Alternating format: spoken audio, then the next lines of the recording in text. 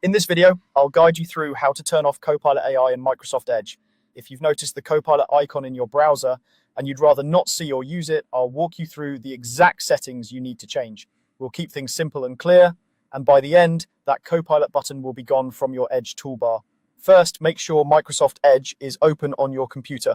You can use any tab, it doesn't matter what website you're on, as long as Edge itself is running.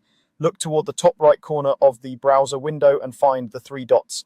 This is the menu button that opens the main settings and options for Edge. Click on those three dots. A drop-down menu will appear with a long list of options like New Tab, New Window, Extensions, and so on. From this menu, look for the option labeled Settings near the bottom. Go ahead and click on Settings to open the main settings page in a new tab. Once the settings page opens, you'll see a navigation panel on the left side of the screen. This panel organizes all of Edge's options into different sections. Here, you want to find the section called Appearance.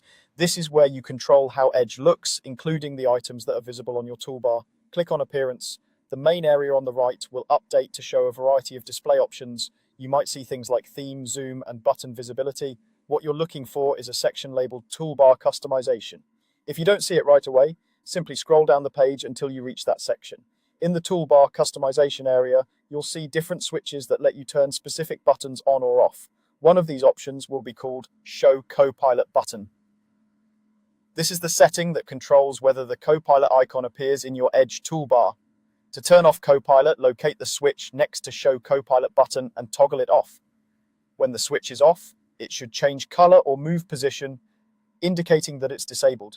As soon as you do this, the Copilot button should disappear from the toolbar at the top of your browser. You don't need to click Save or Restart Edge. The change takes effect immediately. If you still see the button, try clicking into another tab or briefly closing and reopening the browser to refresh the interface. That's all there is to it.